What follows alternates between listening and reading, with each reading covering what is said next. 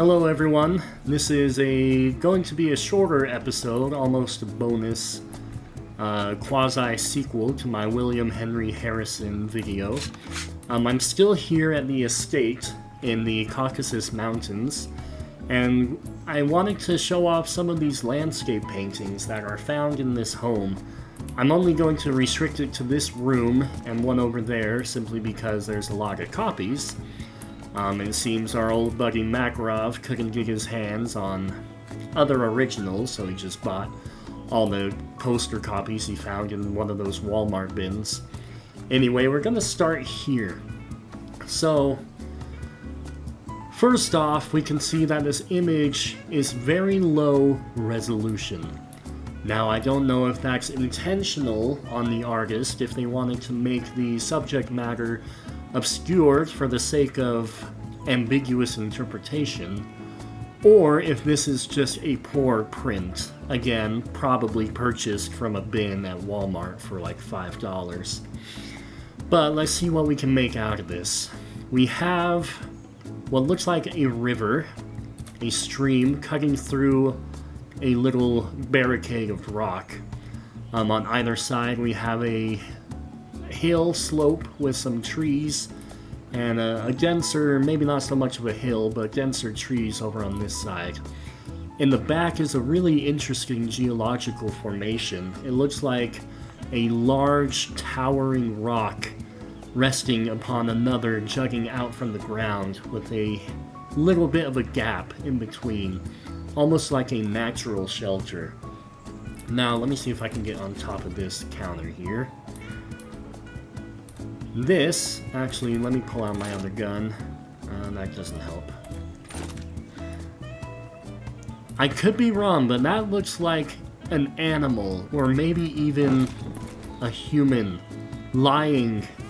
lounging on that rock almost, as if this person, or this creature, has come to this riverbed in solitude, seeking peace and quiet.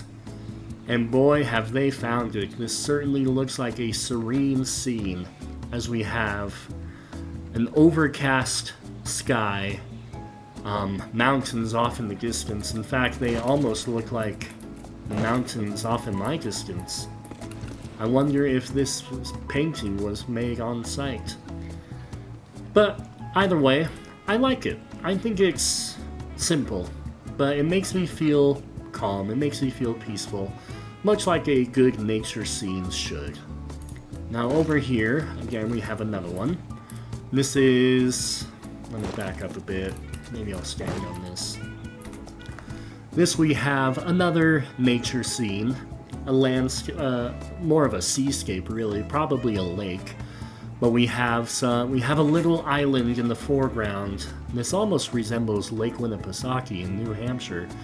But we have an island in the foreground, which with what looks like a dock, maybe a dock or two. We have a boat sailing on the water. We have the sky that resembles a sunset time of day, as the orange hues on the clouds resemble that of the setting sun. And then off in the distance we have the horizon line showing a series of, I don't think I would call those mountains, just rolling hills covered with trees.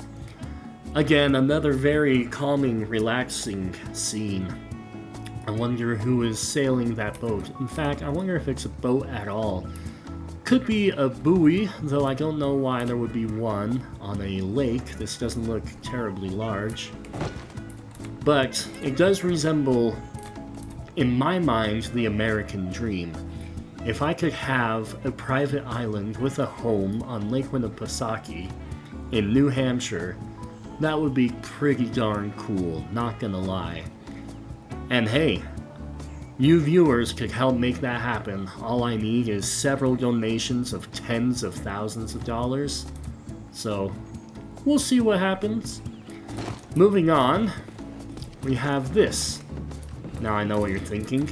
Oh boy, another scene from a lake. Yes, in fact, it looks like the same one, but maybe zoomed out a bit, as this one, we see the shore.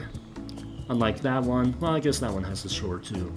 But this one, we have another sort of inlet of land, sort of peninsula, if I'm using that word right.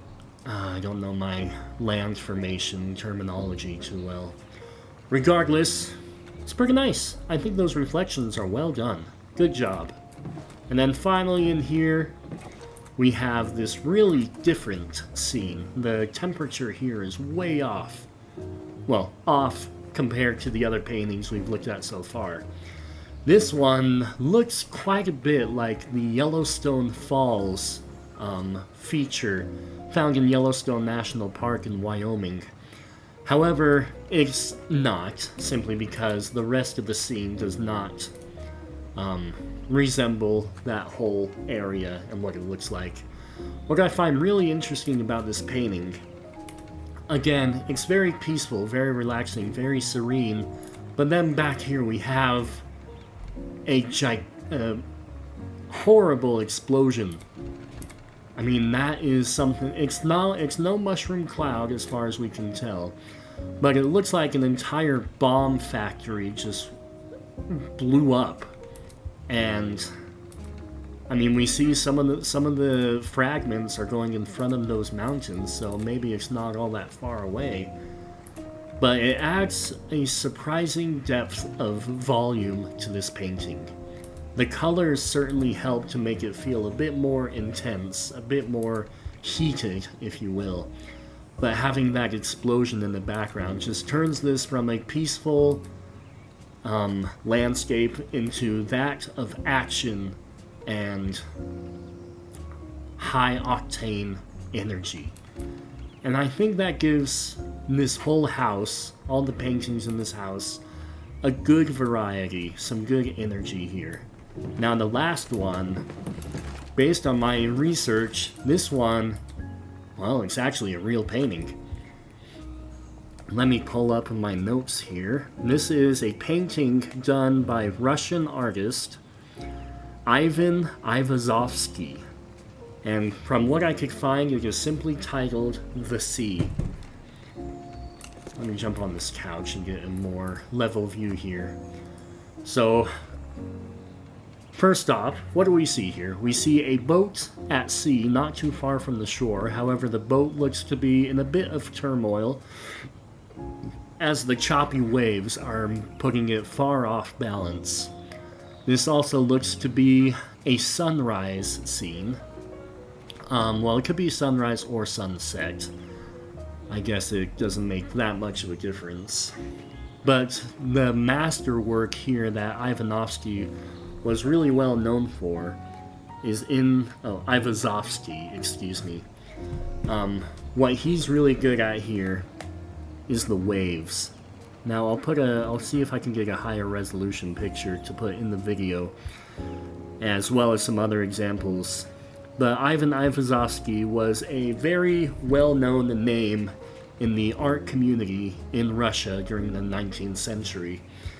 He was a master of landscapes and seascapes. He really knew how to capture, in both a realistic way and also in a romanticist way, just the idea of being out at sea, of being in the midst of Mother Nature, completely vulnerable to her whims. And I just really like that this painting is here, because first off, I'm going to break the fourth wall a bit and acknowledge that this is a video game. I just don't see a whole lot of real art in the game. Now, I think it would be hilarious if this art was put in here without the intention of being discovered by someone. As far as I know, nobody has called out this painting in particular, having belonged to a real-world artist. So, Infinity Ward, if I just got you in trouble, I think that's hilarious. But I digress. Going back into... getting back into the mood here, I just think this is a great seascape painting. Something I would definitely put on my own wall, because the colors are rich and vibrant and soothing in a strange way given the subject matter and the composition of the painting. I would give this a 4 out of 5 stars. I guess this episode didn't prove to be too short after all. Thanks again for joining and for watching. Please like and share. Give me some comments on how you feel about the paintings we've looked at. And as always, thanks again.